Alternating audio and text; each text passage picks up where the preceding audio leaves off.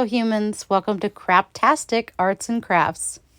Today I am taking a spider costume that was made for a 5-year-old and modifying it so that it can fit a 12-year-old.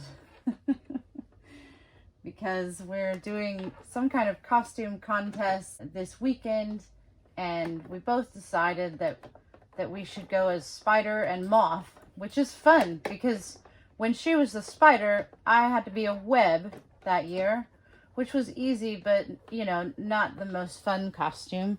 And then when she was the Moth, I was a lamp.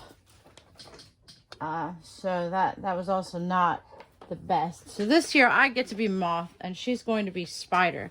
But all these legs are making sewing this onto a larger support quite difficult, and I'm beginning to regret some of my decisions. Anyway, this is what I'm doing today. What's this? What's this? What's this? What's this? It's a safety pin. It's a safety pin. It's holding everything together. Oh, my thread is broken for the 100th time, or so it seems. Here's my least favorite part.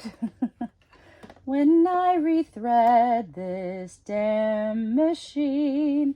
Am I allowed to cuss in a Disney mashup? Probably not. Is damn even a cuss word anymore? The kids I taught at school told me that damn isn't a cuss word anymore. And I believe them. I don't know why. I should not believe them. I feel like it is still a cuss word. But it fits in my song, so perhaps we will allow it. Oh my gosh, what? No, come on. Well, I'm done recording this project. I'll just show you how it turns out at the end. Okay, I've got it threaded again. Time to rethread the bobbin. Can we just agree that rethreading your bobbin in the middle of your project sucks? And that instead of rethreading bobbins like it's the 1800s, they should just sell bobbins that are threaded. I know they probably do, but like with good thread, not that terrible cheap stuff. Just sell us. I mean, they already do a spool of thread. Is the bobbin that much different than this big spool? Why do I have to go through this whole process every 10 minutes of filling this little spool with thread again and interrupting my entire train of thought? Maybe this is the time to tell you about our friend who is a spider named Charlotte that lived on our front porch for a long time. First, there was a Charlotte several years ago that used to build her web on the back porch. She was big and like really fuzzy. Anyway, this year we had another orb weaver spider that was building webs on our front porch. And it was getting cold, so I couldn't find her. And I was talking to the neighbor and working in my little porch garden when she started crawling up my arm. Oh, the thread ripped again. Oh, I swear. So Charlotte was crawling up my arm. I freaked out and brushed her off because, anytime something's scampering up your arm, you just instinctually brush it off. And she fell on the floor of the deck. And our neighbor says, "Oh, are you scared of spiders?" And I said, "No, this one is my pet. She has a name. It's Charlotte." And I lay on the floor of the porch trying to pick her up as she was running away like, "Oh, you're not my friend anymore." So, so I'm pretty sure the neighbor thinks I'm crazy now that I've told him that a spider outside is my pet, and it has a name. So anyway, that was Charlotte. I think she died when it got a little bit colder out. Poor Charlotte.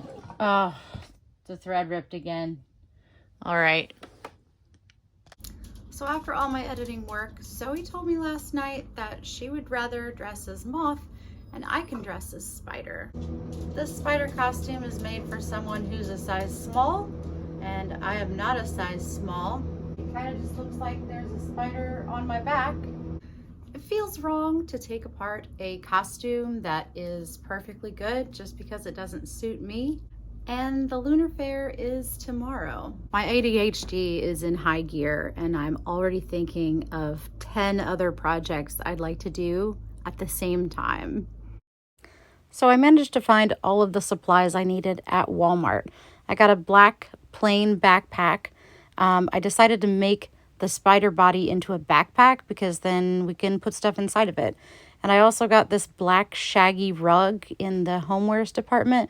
It was cheaper to buy a rug with this shaggy material than to buy faux fur from the craft department. The foam inside of the rug actually provided some really nice structure, but also inside of it, it tended to make the sewing machine needle sticky, so my thread kept tearing and ripping. I did change the tension of the thread several times, and I used alcohol wipes to clean the needle fairly often, but it didn't really matter. Against my crafting morals, I did use hot glue on a significant amount of this spider, but the most difficult part was taking all of these legs out of the original body. I twisted them up in such a way that they were very difficult to untwist these wire hangers. Once I had the legs separated, I needed a tool. Watch this, here's the tool. You're not a real crafter unless you need a giant butcher knife at some point. I used my giant knife to poke holes in the bag to put the spider legs through, and even though this seems like it's taking only 5 minutes, it actually took about 5 hours. And it's around this time that my phone battery decided that it had seen enough and it killed itself. So I finished the spider and I have lots of time to spare. I'm days early. I have my new Sleepy Time glasses on. They block blue light and they're supposed to make the brain realize that it's evening time and get sleepy. So I'm excited to get to bed early tonight. I'm pretty sure I ended up staying up late coloring that night, like a child. And here is the updated spider. I feel like the body size and the abdomen size suits my size a little more appropriately.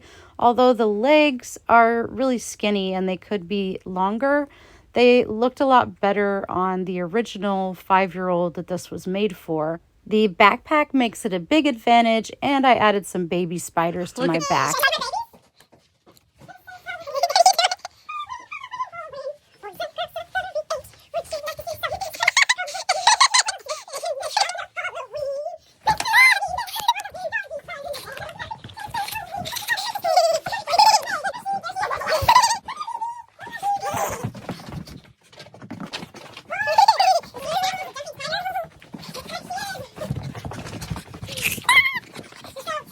So we went to the Lunar Fair as Spider and Moth with a couple of friends of ours. We didn't win the costume contest or even get in the finals. There were so many amazing costumes at the Lunar Fair. We did have a really fun time, and so we got to go into her first little haunted house. And I almost broke my nose riding a mechanical bull pumpkin. So that was fun. I give this craft 3.5 stars out of 5 because of the skinny spider legs. Happy Halloween!